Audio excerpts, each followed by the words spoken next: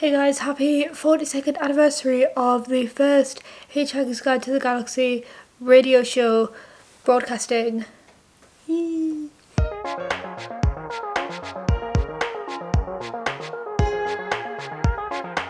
So, for this anniversary, I find myself in the holiday home that my family owns, which is not as fancy as it sounds, I promise. It's like a small business, we rent it out. But it is getting sold soon, so I have come up for the weekend to be like, let's spend one last weekend in this house before it disappears. I'm here by myself, but it also just happens to be the 42nd anniversary of the Hitchhiker's Guide to the Galaxy radio show first broadcasting, which, if you don't know, was like the first thing that happened. It came before the books. And I have a copy of the original radio scripts, which I'm going to read. I'm gonna hopefully try and finish this today. We'll see. It's in like script format, so we'll see how far I can get to this, but that is all I'm doing today, though to be fair it is already 10 to 2. The reason I'm starting so late is because there was a bit of a storm here last night. It was really windy, it was really rainy, so I didn't sleep very well, so I let myself have a lie in, and then I had some news this morning that means that I can't go on holiday, but I'll probably make a video on that at some point. I had a bath and I started this. I didn't get very far in. This is and another thing, which is part 6 of 3 of the Hitchhiker's Guide to the Galaxy, but it's not by Douglas Adams. It's a bit of like a spin-off book. I haven't actually read it before, but I got a little bit of the way in of this because I didn't want to read this like 50-year-old copy of the scripts in the bath. But this is not the goal today. I just thought I'd mention that I started this. This is the goal today, so I'm gonna go and grab a Diet Coke because that's my life, and then I'm gonna start reading this. I don't have a bookmark, so I guess I just have to finish it. I'm also wearing my Don't Talk to Me About Life Marvin t-shirt in honour of the day.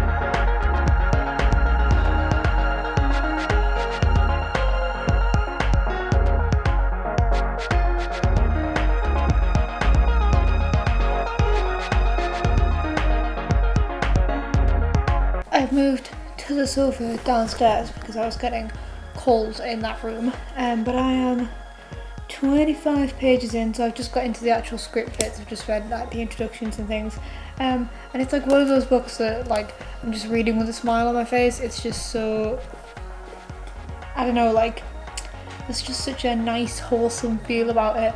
And I don't know if it's because it feels like so familiar, or if it's just because it's just a nice feeling thing. Unclear, but basically so what I didn't know about this copy is it's actually a first edition. It's the first edition of the American release, so it's not the first edition of these ever be published. This was published in 1985, and there's just like cool things in it where it says like copyright Douglas Adams 1952, the original Hitchhiker, written in the copyright page. There's just, I don't know, like so many nice little things in it that are just, I know, like you don't really find it in other books because there's such a culture around these books. Like for example, that's the author photo on the back, and it says Douglas Adams by Douglas Adams. And just the way that they talk about, like, I think I'd like to know a little bit more about this, so I might look and see if like anyone's written a book about it.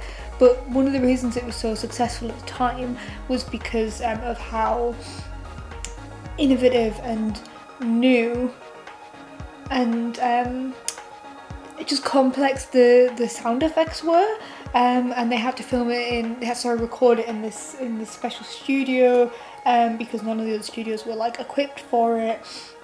and the sound engineering behind it was massive, and it would took them about a week to record each of the episodes, which was a lot longer. Most of these episodes, comedy like radio shows going out at the time, were recorded live in front of a studio audience in one take.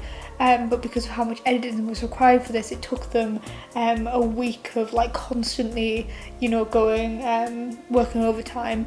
And they were saying in it that the BBC had said they'd gone so over budget that the BBC had said, we can't have you working overtime anymore, and the sound engineers would just stay back unpaid because they wanted to get it finished. And it, it won a bunch of awards for it and things like that. And it's kind of what made it famous, really, was the new sort of, not the new technologies, just the new like type of engineering and like the obvious effort that people put into it. In the introduction, Doug Salem says that he wanted it to sound like a rock album. He just wanted it to be like, just sound really good and really realistic and really immersive in a way that no other comedy show, no other really other show was doing at the time, which is kind of how it ended up being this big.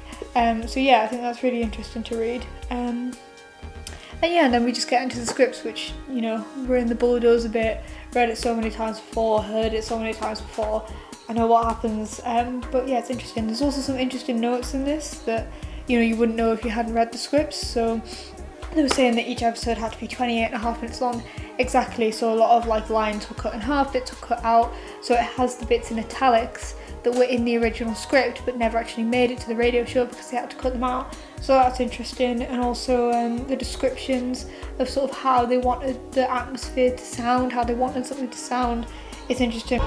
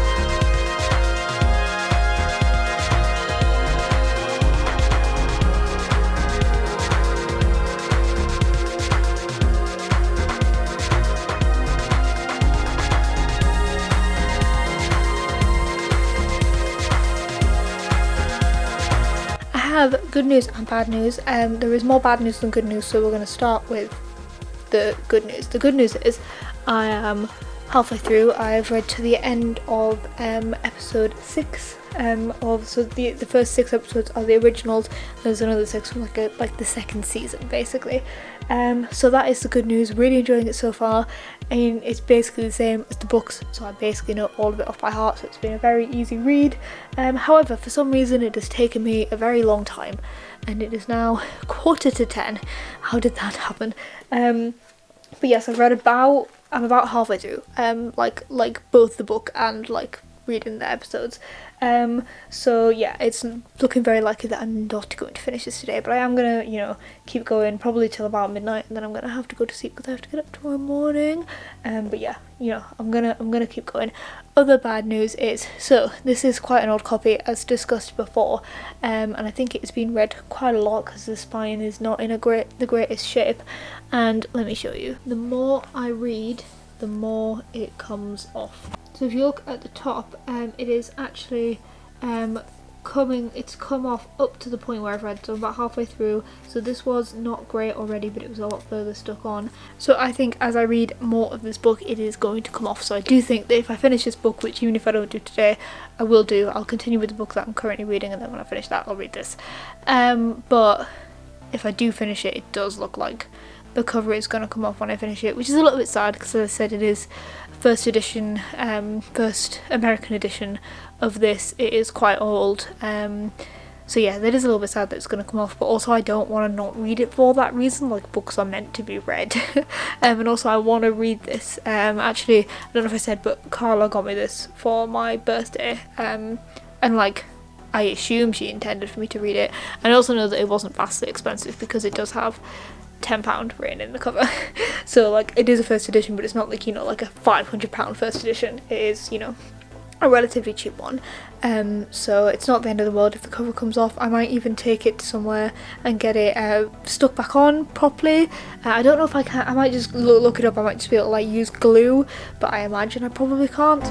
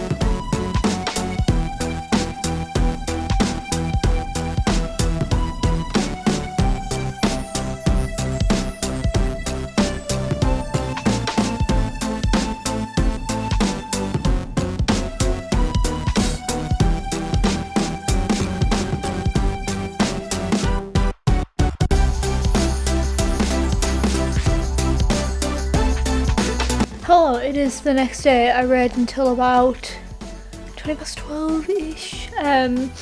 I got up to the end of episode 8, I think. Yeah, I'm really enjoying it. The thing I'm enjoying the most actually is the footnotes. So at the end of each episode, there's a set of footnotes dictating like how they did the special effects for the episode, and it really makes me want to like go back and listen to the special effects because they sound like a lot.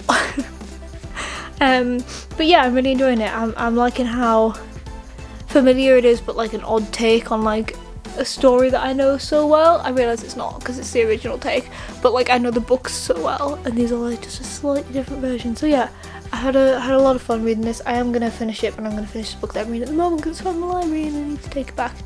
But yeah, happy 42nd anniversary, even though it's not anymore. This video will probably be going up soon, not entirely sure. But yeah, this is the end of the video. If you have any questions, then leave them down in the comments. New videos every Wednesday. Like, subscribe, and all that jazz, and I'll see you next week. Bye.